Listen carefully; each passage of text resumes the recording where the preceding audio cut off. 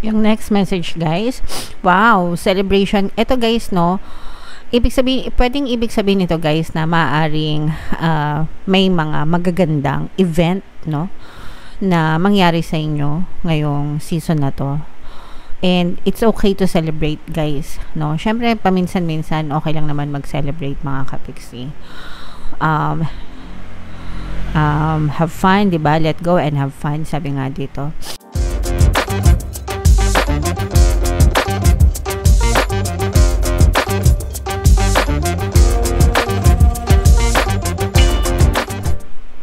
Hello guys, hello Scorpio, welcome back to Pinoy Pixie Tarot. Ang pamagat ng episode natin for tonight is messages from the universe para ngayong August to September para sa Scorpio, Sun, Moon, Rising, Sign, and Venus.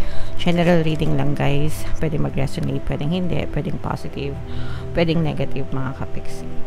So, kung ano na lang yung message na naka-resonate sa inyo, guys, take that message. So, ito yung first message sa inyo, guys. Creative wonderment. Follow your passion. Napakaganda nitong card na to, mga kapiksi. So, ibig sabihin nito, guys, kung anong nasa puso nyo, sundin nyo. Okay? Follow your passion. Follow your dreams, mga kapiksi. Sa pag-abot ng mga pangarap, guys, hindi yan minamadali, no? It's a process and it takes time, it takes effort, it takes whatever it takes para maabot nyo yung mga pangarap nyo. So, kung mapapansin nyo, guys, yung image ng card, ito ikaw, tapos merong staircase, okay? And sa taas nito, nandun yung, kumbaga, tuktok ng tagumpay mo. So, syempre, pagka yan ay pinanik mo ng isang panikan lang, diba? Syempre, nakakapagod, nakakahingal. And there are times na hindi mo talaga siya maabot, may mga struggles, diba? You just have to take one step at a time, mga kapiksi. Hinay-hinay lang, okay? Para sa'yo din yun. And enjoyin mo lang yung bawat hakbang mo. Enjoyin mo lang yung bawat step mo towards your journey. Kung ikaw ay napapagod, pwede ka naman magpahinga. Pero wag na wag kang susuko. Kasi pag sumuko ka, guys, babalik ka na naman dito sa baba. Okay? Tapos, magising ka na lang isang araw. Gusto mo na pala ulit, 'di ba? So, papanig ka na naman. 'Di ba? So, nasasayang yung mga previous na effort mo. Pero kung dahan-dahan ka lang, nagpapahinga ka pag napapagod ka, at least kapag okay ka na ulit, itutuloy mo lang yung journey mo. 'Di ba? So, hindi nasasayang yung effort nyo. So, in short, mga kapiksi, maabot nyo rin yan. Hinay-hinay lang, dahan-dahan lang. Take your time. Magpahinga kung napapagod. Ang importante is, wag susuko. Okay? So, comment down below, guys, if feeling nyo naka-resonate kayo dyan. Excuse me. So, tingnan natin yung next message para sa inyo. Animal bond, mga kapiksi. This will not resonate with all, mga kapiksi, kasi hindi naman lahat may alagang hayop, hindi naman lahat pet lovers. Pero if in case, guys, na may mga alaga kayo, pet lovers kayo, mga kapiksi, make sure na itrato nyo sila ng tama kung paano sila dapat tinatrato. Guys, they are your family and they are your responsibilities, okay? Kung ano yung dapat na pag-aaluga at pagkalinga na dapat gawin sa kanila, ibigay nyo sila, mga kapiksi. Kasi imagine if kayo yung nasa lugar nila, di ba? Anong mararamdaman mo pag minamaltrato ka ng nag-aalaga sa'yo, di ba? Sa masakit. So, make sure na alagaan sila ng tama, mga kapiksi. And, yeah, ibigay natin sa kanila yun karapatan na dapat sa kanila. Huwag nating ipagkait sa kanila yun, guys. Yung next message, guys. Wow, celebration. Ito, guys, no. Ibig sabihin nito, guys, na maaaring may mga magagandang event, no, na mangyari sa inyo ngayong season na to. And it's okay to celebrate, guys, no. Syempre, paminsan-minsan okay lang naman mag-celebrate, mga kapiksi. Have fun, 'di ba? Let go and have fun, sabi nga dito.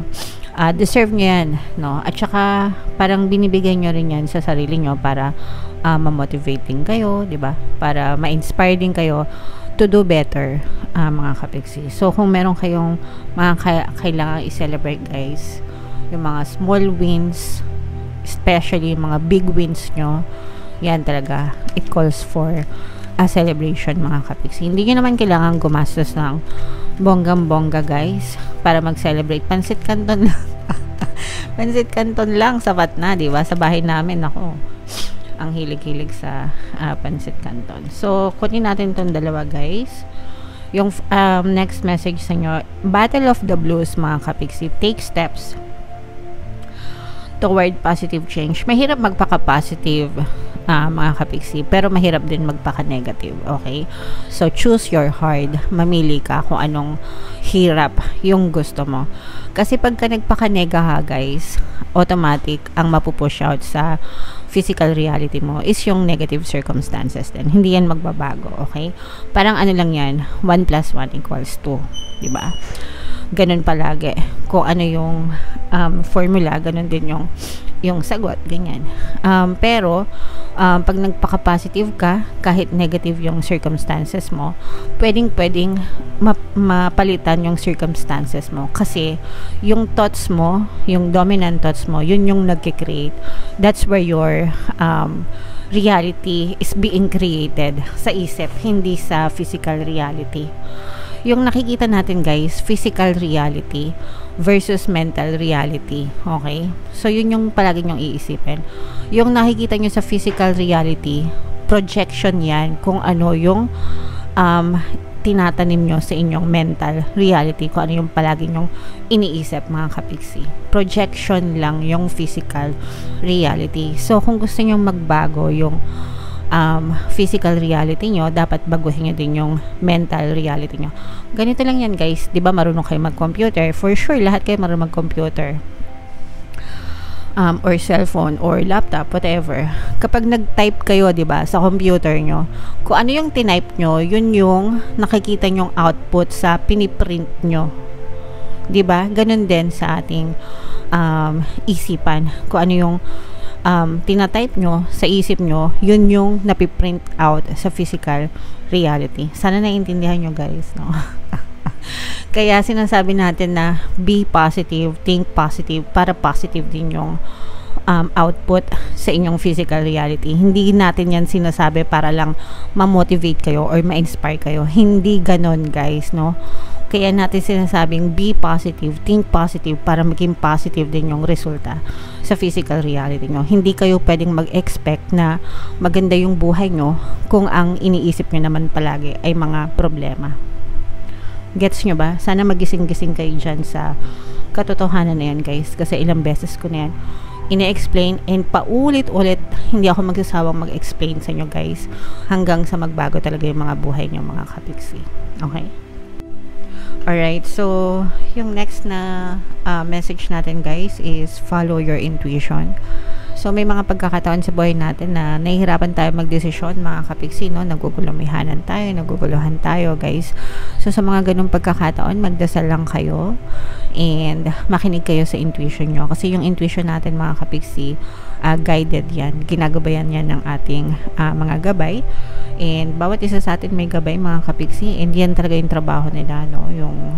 Or yan yung purpose nila. Hindi naman sa trabaho, yan yung purpose nila, gabayan tayo.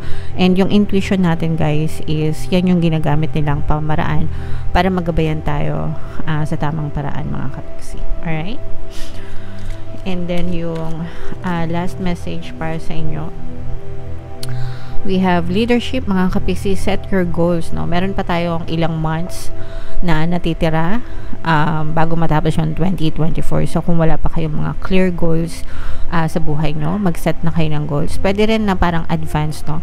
Advanced goals nyo para sa pwedeng bago matapos yung taon na to, or para sa pagpasok ng 2025, mga kapiksi. Mas maganda kasi, guys, na nag-goal setting kayo, nagpaplano kayo, para parang ano kasi yan, blueprint, diba? Parang mga architect lang kapag nagbi-build sila ng construction, may mga plano, may mga blueprint, mga kapiksi. Yan kasi yung magsisilbing gabay nyo para sa buhay nyo, para makita nyo kung may progress ba, kung ibig sabihin may progreso, may pag-unlad ba, or may pag-asenso yung inyong kabuhayan, guys. Okay? So, comment down below, guys, if naka-resonate kayo dyan. Tingnan natin yung additional message sa inyo, guys. Habang sinashuffle ko to, panoorin nyo muna yung video natin regarding sa ating paano mag-manifest ng abundance video course. Kapiksi, sawa ka na ba sa mga struggles at hirap sa buhay mo? Masipag ka ba at masikap sa buhay ngunit hindi ka pa rin umaasenso? Ilang beses ka na bang nag-attempt mag-negosyo at mag-invest pero palagi ka pa rin nalulugi? Sa pagkakataon na ito ay maaaring may subconscious beliefs ka na nagiging balakid sa iyong pag-unlad at pagyaman. Introducing, paano mag-manifest ng abundance video course. Dito ay matututunan mo ma-overcome ang mga balakid mo para tuluyan ka ng umunlad, umasenso, sumagana, maging matagumpay, successful at maswerte sa iyong kabuhayan, pera, trabaho, negosyo sa lapi at kaperahan ng bonggang-bongga. Dali, mag-send na ng email sa pinoypixie@gmail.com at simulan na ang iyong pagyaman ngayon. Alright, so sa lahat ng gusto mag-avail ng course, guys, meron tayong promo, no? Magbibigay ako ng free 3-in-1 pampaswerte subliminal until August 31, pampaswerte sa buhay, sa pera, at saka sa love life, mga kapiksi. Until worth 1,500 yan, guys. So, i-avail nyo na. Sobrang ganda. And meron din tayong bagong course, paano mawala ang third party at magkaroon ng harmonious na relationship. Para mawala yung mga kabit ng jowa nyo, guys. 30% discount until August 31. So, i-avail nyo na, mga kapiksi. Sobrang ganda. Ito yung message para sa inyo, guys. We have play, no? Swim in the happy joy of living. Inhale confidence and exhale fear. Napakaganda. Grabe, guys. Dive into your wisdom. Go with the flow. So, kailangan happy lang, mga kapiksi. Kagaya nga ng sinabi ko kanina, diba? Be positive. Think positive. Para kung ano yung iniisip nyo sa inyong mental state, mga kapiksi, yun din yung ma-push out sa inyong physical state. Inhale confidence, no? Damhin nyo ang confidence, pagkakaroon ng confidence sa sarili, and i-exhale nyo yung fear, i-abandon nyo, iwanan nyo, ilabas nyo, i-release nyo. Diba ganun yun? Pag sinabing exhale, release, no? Let go. Let go of fear, let go of doubts, mga kapiksi, let go of all the negative emotions, all the negative thoughts. Kailangan nililet go nyo yan, nire-release nyo, no? para hindi kayo